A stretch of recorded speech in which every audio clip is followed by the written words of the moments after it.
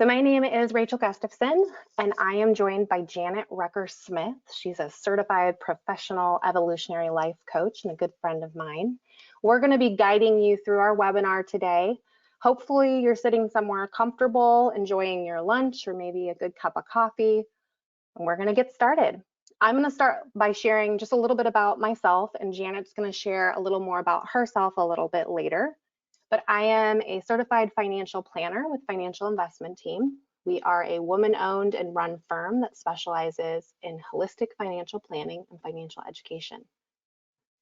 So I often get asked exactly what I do as a financial planner. And simply put, I help you get your financial house in order. None of us live in the same cookie cutter house, and the same can be said about your finances. I help you organize your finances so they work for you and your goals. I also act as an accountability partner to keep you on track. So I've been in finance now for 8 years, and my favorite part of what I do is the relationships that I build with my clients and their families. Peace of mind in uncertain times. Janet and I got together and we were talking about how we could support our communities during these challenging times.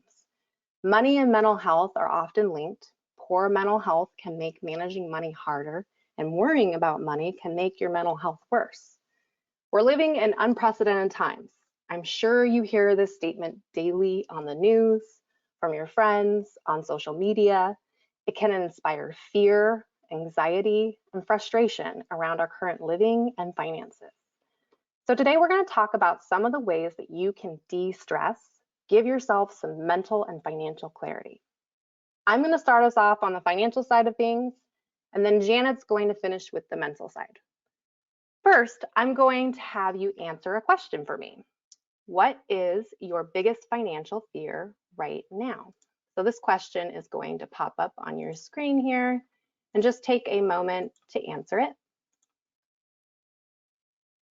And I'll give you a few seconds to do so.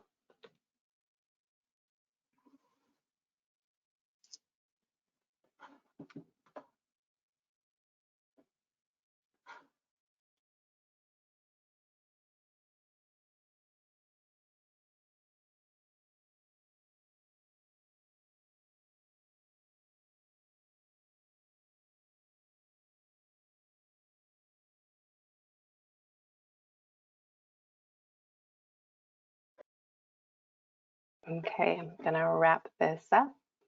Give you just another second.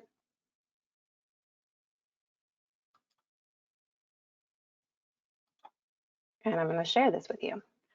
So 30% of you running out of savings, 20% extended unemployment, 50% fear of the future of our economy. So regardless of which fear you associated with the most, the point here is we all are feeling some type of financial anxiety. So let's look at a few ways that you can alleviate it.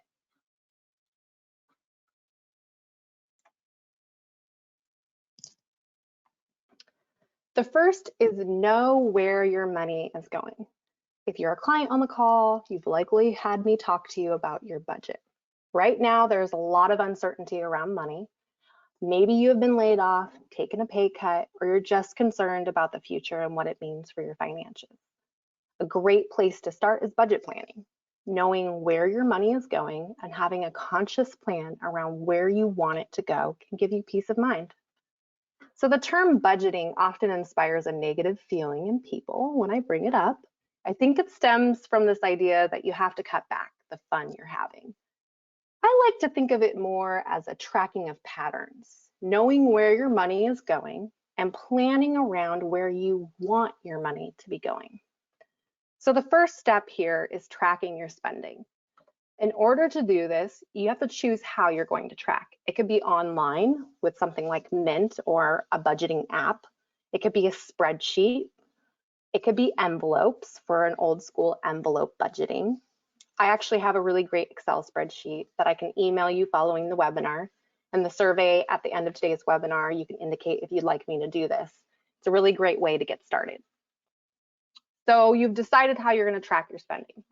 Now you know how that's going to look. The next step is identifying your essential expenses versus your wants. I call this your baseline. So it consists of the bills you need to pay to keep the lights on, put food on the table. And once you have this amount, you add it up for your monthly amount. You should have a clear idea of what your surplus should be once you've done this. So you know what your baseline is. The next step is identifying what you spend on things and experiences that you want. So going out to eat, going to the movies, getting your hair done, etc. If after adding your essentials to your wants, you still have a surplus, that is great news. That surplus can be automated to your savings each month. If, however, you are breaking even, then your wants may need a little diet, so to speak. Or you may need to look at some ways to reduce expenses. Finally, create your budget and track it. I actually have a webinar, Budgeting 101, that's on our website that you can listen to. I walk through each of these steps. I talk about different types of budgets, and I even demo how to use my budget spreadsheet. So I encourage you to check that out. It's funny because I actually had a client who tracked for 1 month, and he realized he was spending $600 on convenience store stops to pick up Gatorade. And of course, that Gatorade turned into a burrito and a donut and even a water bottle. And if you're doing that every day, it really adds up. So at the end of the month, when we had our checkpoint, he said, I can't believe how much I was spending on convenience store stops. So we made a plan. He went to Costco, he got a big box of Gatorades and water bottles, and he limited his stops to just 2 times a week. And then before you knew it, he actually wasn't going at all because he realized how much money he could save. But the point is, I'm not asking for you to completely stop the fun you're having. I'm simply saying, understand where that money is going, and you might make that choice on your own.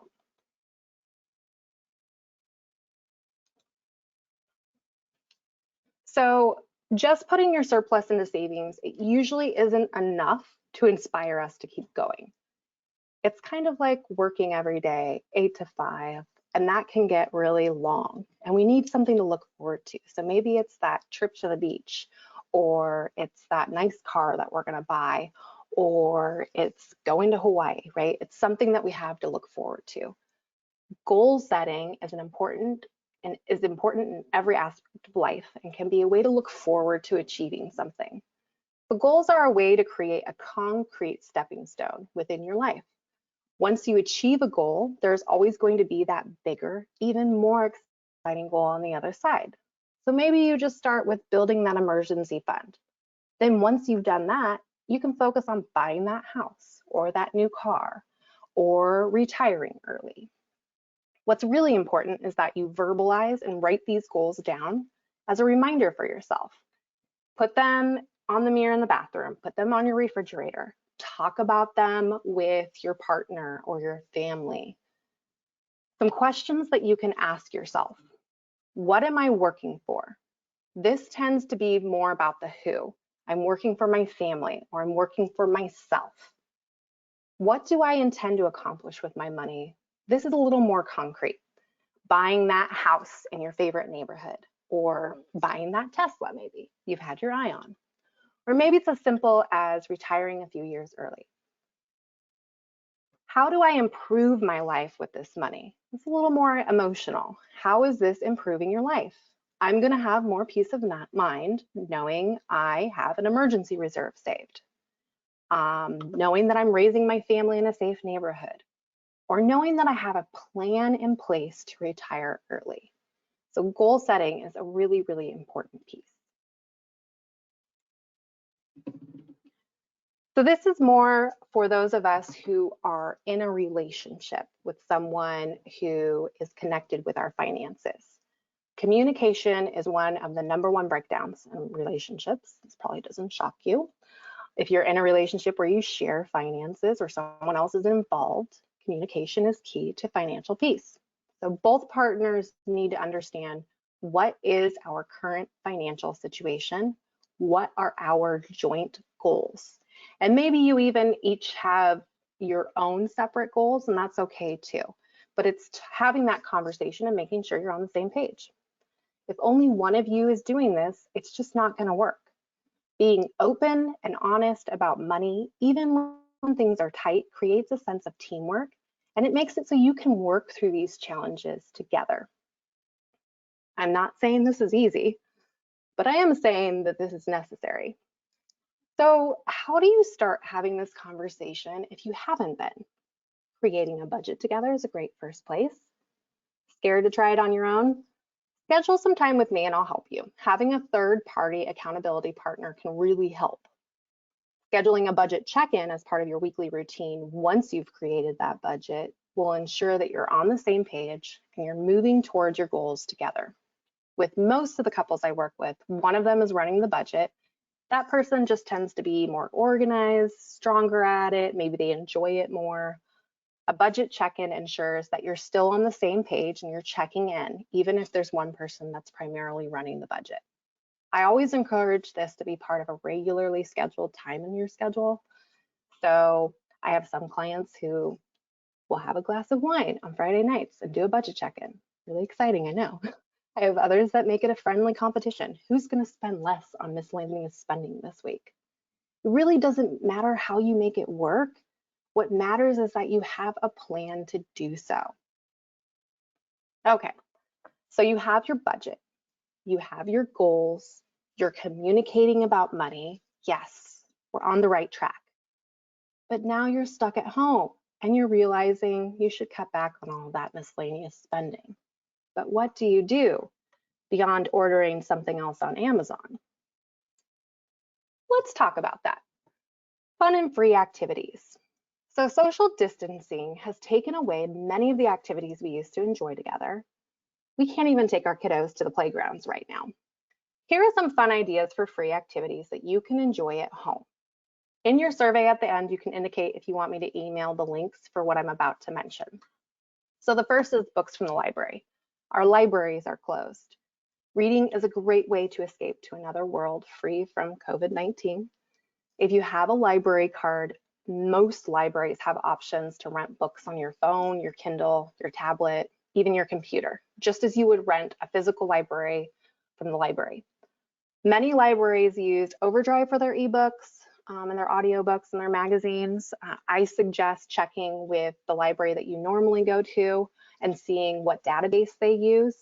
If you go to their website, you should easily be able to find it, especially right now. If you don't have a library card, I know a lot of libraries have opened it up so that you can actually apply online. So the second piece is, I got a picture of a zoo here. No, we can't go to the zoo. Most gardens are closed. But what you can do is virtual tours. So many zoos, national parks, gardens, and museums are offering tours via the internet. You could explore National Park Service, take a virtual tour of New York City Park. You can also check out beautiful spring blooms from different gardens like the New York Botanical Gardens, Atlanta Botanical Gardens, the Oregon Zoo, the Smithsonian National Zoo, and Cincinnati Zoo. These are just a few of the places that you can visit your favorite animals and even explore different states. And this is fun for not just the kiddos, it's also fun for adults. So the third is a game, right? So we're not able to see our family and our friends and play games with them like we might normally, but we are having Zoom meetings. We're having virtual happy hours, virtual birthday parties, even virtual family reunions. A fun way to change things up is playing virtual games. So some examples that I have are Settlers of Catan, Psych Out with Your Friends, even Jackbox games. Now, Jackbox games are not free, but for $12, you can get 5 games. They can be a lot of fun, especially if you're on a Zoom call with your friends and you want to do something a little bit different. I've also seen Zoom calls that are on a weekly basis and you can choose themes to change it up a little bit. The idea here is, what are some things that we can do to occupy our time at home while we're stuck at home, and even after you're not, after we're out, allowed to be out, you can utilize these resources. So I do have an email that has all the links, and at the very end, when you complete a survey about today's webinar, you can indicate if you want me to email them to you. Okay, So I've gone through some of the financial tips. Now I'm going to introduce my wonderfully talented co-host, Janet Rucker-Smith. She is a certified professional evolutionary life coach. She's going to be guiding you through the remainder of our webinar. Janet, take it away. Thank you, Rachel. Hi, everyone. I'm Janet Rucker-Smith, and I am really excited to be here with Rachel and all of you. So just a little bit about me. As the owner of Work, Love, and Life Evolutions, and as a certified professional life coach, the simple version of what I do is I help people evolve from a life full of upheaval and fear to a life of confidence and fulfillment. So I'm really looking forward to our time together, and I can't wait to get started. So, the objectives. So the objectives for our time together today, here we go, thank you. In the time we have together today, my hope is that by the end, you will have a better understanding of what a professional life coach does. And yes, when I meet people and tell them what I do, 99.9% of them ask this question: what exactly does a life coach do? So as you can imagine, I've gotten pretty good at explaining that. So I also hope you will gain more clarity as to some reasons these crazy uncertain times can directly and indirectly affect our peace of mind. And it's all fine to know the hows and the whys, but then what? So I also have to offer these 3 actions you can do now to reduce anxiety and create more emotional balance. So what's this thing called coaching? Now, I don't want to spend too much time on this because our time is limited, and I'm anxious to get to the subject we came together here to talk about, peace of mind. But I would like to explain and clarify this thing called quote unquote coaching. So even though coaching has been around since the days of Socrates, aside from sports coaches, I'm always so surprised how many people I meet have only a vague understanding of what a life coach does. So the stagecoach, this is way back in the day. This is what people used to actually write in. But the International Coaching Federation, which ICF, short term, defines coaching as partnering with clients in a thought-provoking and creative process that inspires them to maximize their professional and personal potential. Now, I know that's a mouthful, so let's take a few moments to break that definition down. So, the tangled web. So sports coaches, business coaches, health coaches, executive coaches, spiritual coaches, I guess you would call those gurus, they all have a common objective: to help facilitate action that takes a person from where they are in their life to where they want to be. That requires a person to grow. And for us to truly grow, there needs to be someone outside of us to support us as we grow. Someone to push us past the level at which we already are. Someone to encourage us when we're feeling less than hopeful. Studies confirm that the #1 reason for lack of growth in our lives is the absence of joining forces outside ourselves who will push us to grow. My particular specialty is evolutionary life coaching, where my unique skills allow me to hear even the most tangled story, and in a relatively short time, help clients to connect dots, detangle their life's complexities, and bring clarity. That's where true, lasting growth begins, and I absolutely love helping people grow and evolve into ever better versions of themselves. And coaching versus therapy. The last thing I want to share about coaching is the answer to the #2 most common question most people ask about coaching, which is, what is the difference between coaching and therapy? And so to minimize any ambiguity about these core differences, I'm just going to read them aloud. Read with me as I read aloud, because it's a kind of like a disclaimer. So coaches do not work with people who have mental health disorders. Therapy is very important and needed to help people heal from mental health disorders like trauma, PTSD, depression, etc. This work is highly treatment focused.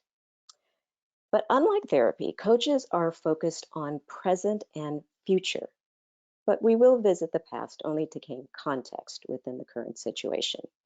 So, okay, before we move further, I have a question for you, a poll question for you. So take a few moments and answer the question, and we'll see how everybody responds.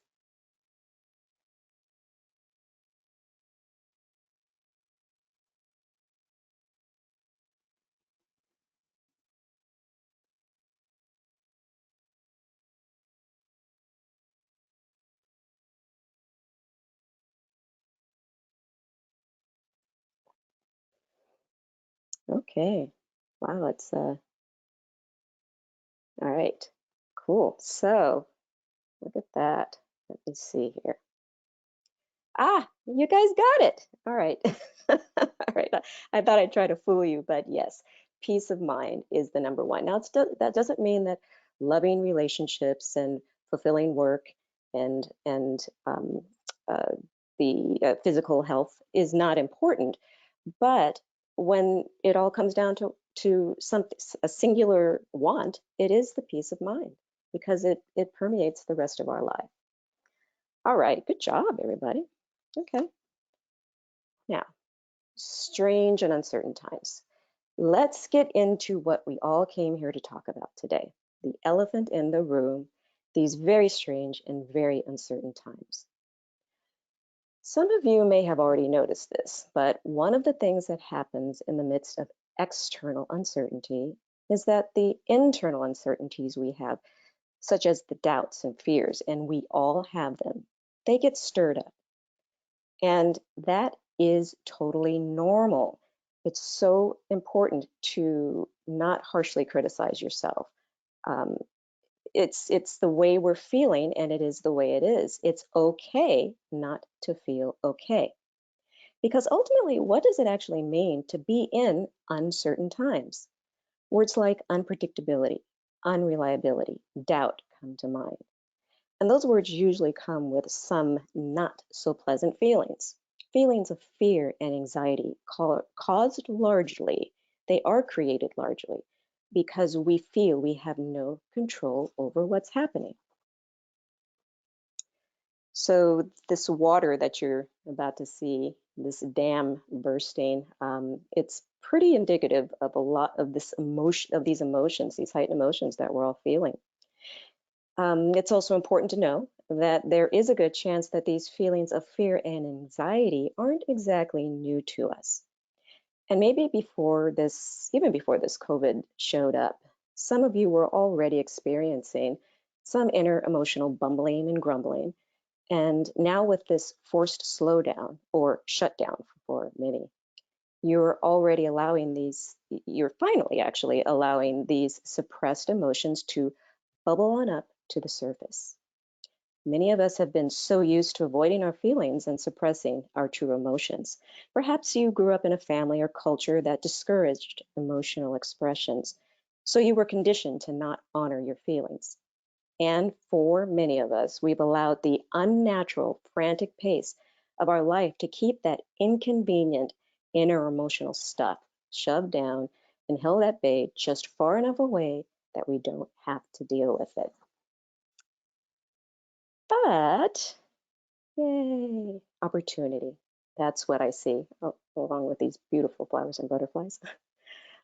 So even though all of this may sound a bit scary, believe it or not, it's actually a good thing. How so, you may ask? Because you now have an opportunity to check in with yourself. We can take rather the lemons of uncertainty and feelings of powerlessness and turn them into the lemonade of finding out what we can control to regain some piece of power, some sense of power in our lives. You know how the saying goes, peace comes with accepting the things we cannot change. We cannot change this COVID experience. Having the courage to change the things we can, and gaining the wisdom to know the difference. Now, Rachel shared with you some extremely useful and actionable ways to have more certainty and power over your finances during these uncertain times. Now, let's talk about how we can do the same with our emotional and mental uncertainties. So, how to begin? How do we begin regaining some peace of mind? So, when you find yourself caught in the grips of negative emotional thinking, you'll find that you're also feeling anxiety and perhaps fear in the pit of your stomach. Years ago, I remember in my car driving one day, just a regular day, and then all of a sudden I noticed how anxious I was feeling, edgy, with that pit in my gut growing and overtaking me so quickly and so silently. Turns out my thoughts hijacked me, and to be honest, I don't even know what they were or how they got there, but I guarantee you that those unwelcome thoughts were either about a negative experience of the past or about fearful speculations of the future, which is always uncertain. So you can see our thoughts are incredibly powerful creators of our emotions and our actions. And if you're in the company of others, that when triggers happen, you may feel the impulse to act negatively towards them. So stop. That's the first thing. Stop. Do not react to the emotions that follow the negative thinking. And then breathe. I'd like to share with you one of my favorite breathing exercises I use when I first notice negative thoughts that overcome my peace and create feelings of anxiety. It's super simple and can be done anywhere. First, I visualize perfectly clear, clean air rushing into my lungs and my entire body as I take a deep inhale. Then I consciously visualize pushing out dark, dirty air representing the negativity leaving my body.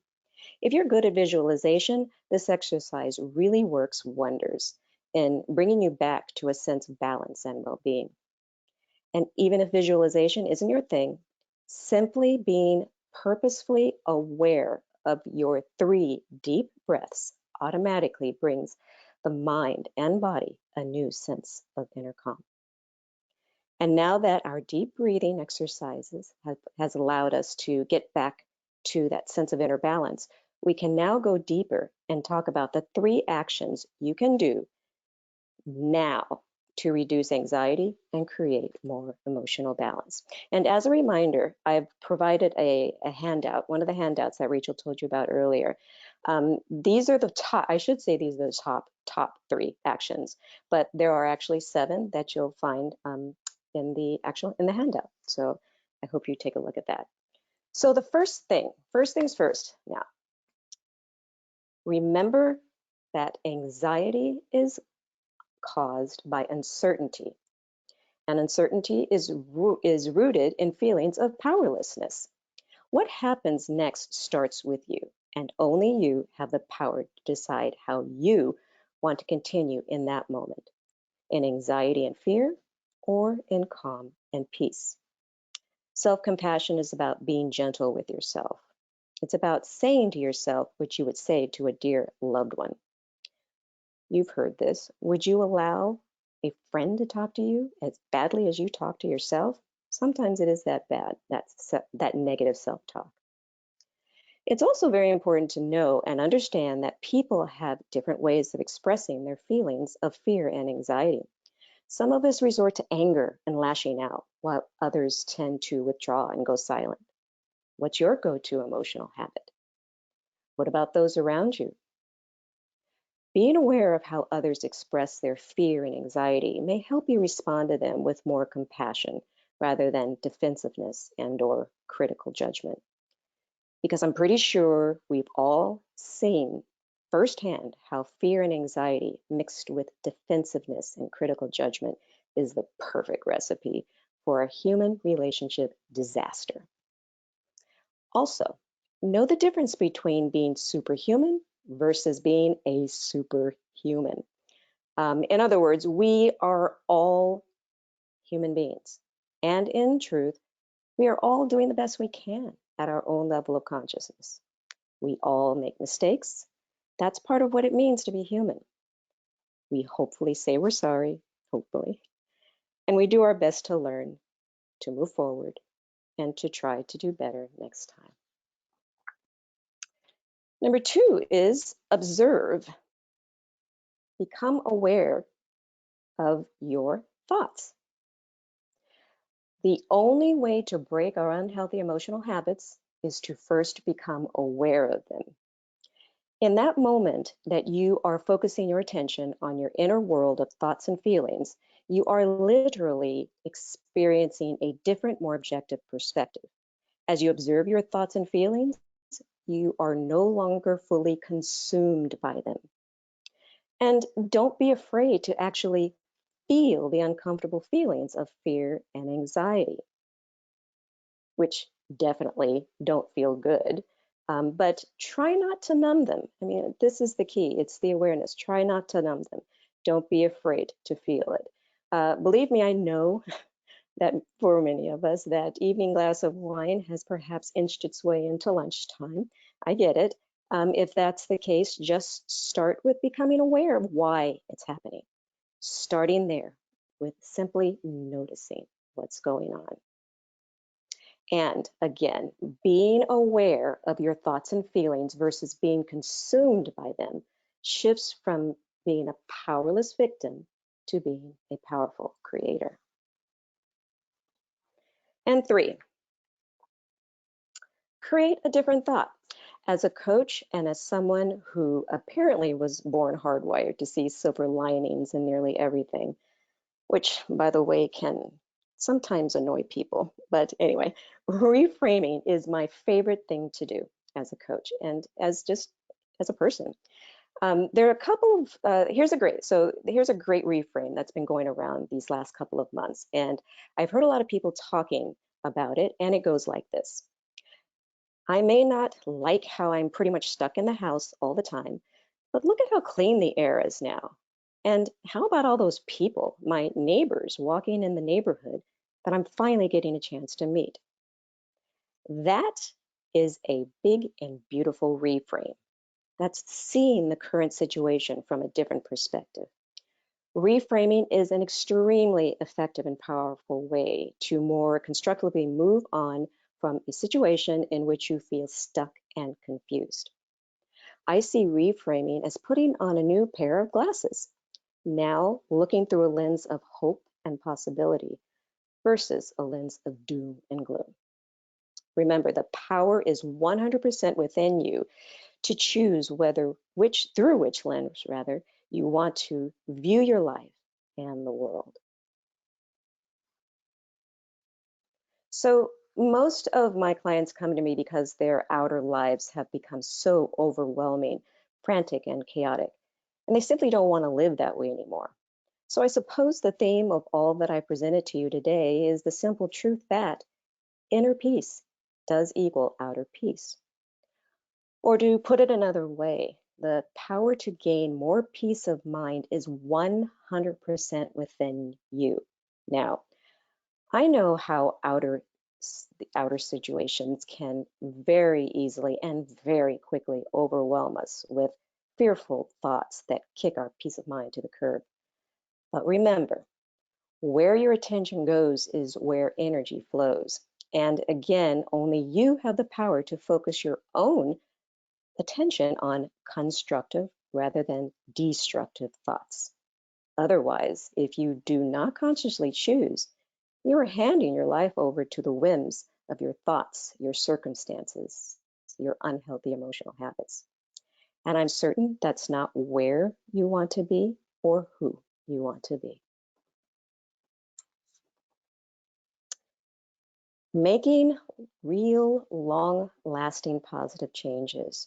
So whether it's during these uncertain times that you're in now, that we're all in now rather, is really at any time, or really at any time in our lives. So making real life lasting changes is about you gaining internal skills like paying attention to when anxiety creeps in and grips you, and then breathing to return to a more calm and balanced state. It's about you making better decisions, like not immediately reacting when you find yourself in an emotionally heightened state, which will usually make matters a whole lot worse. It's about you developing new healthy habits like exercising, playing or listening to music, gardening, journaling, meditating, jigsaw puzzling, whatever it is. And as you practice these new ways of being, you continually are evolving into a better version of yourself. Make no mistake, that layered onion metaphor is very real.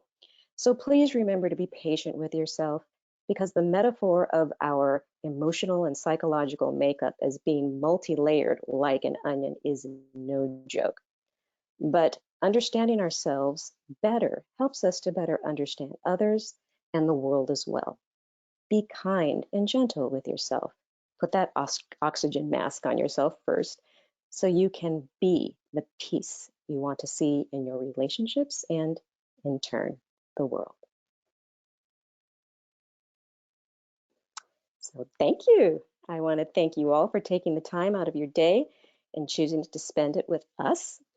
Again, I have two handouts for you. One is the self coaching through trigger moments. So remember, I gave the top 3, and there are 4 others on there. And there's another one a little bit about me. So I offer free consultations, providing a safe space to awaken the peace and power of you. So thank you. Back to you, Rachel.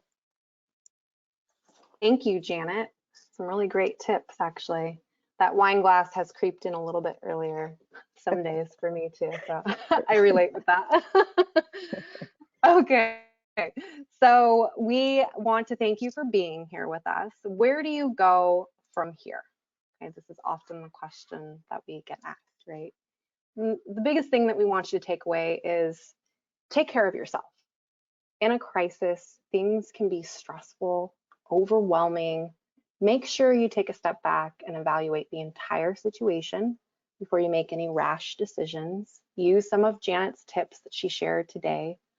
Tough times don't last forever. Being smart now can eliminate financial pain down the road, put you in a better position once the uncertainty passes. Get creative when times are tough.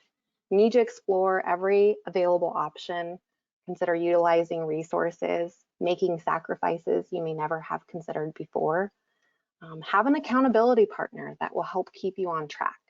That's what we do for our clients. So I encourage you to take advantage of the financial and mental check-ins that Janet and I are offering. We want to help you through these challenging times, and we truly are better together.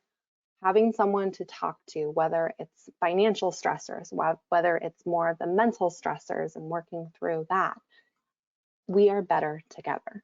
And so at the very end, we have a survey once we end today where you can have an opportunity to leave us any feedback, let us know what topics you'd like to hear in the future. And also, if you want to take advantage of chatting with Janet or I, there's going to be a question that will pop up for that. And then finally, I had mentioned some of the fun and free activities. So if you would like me to email you that list, you'll have an opportunity to let me know. Or if you'd like the budget worksheet, I can send that out to you as well. So we're going to take a couple of moments now to say thank you, but also to open it up if there are any questions.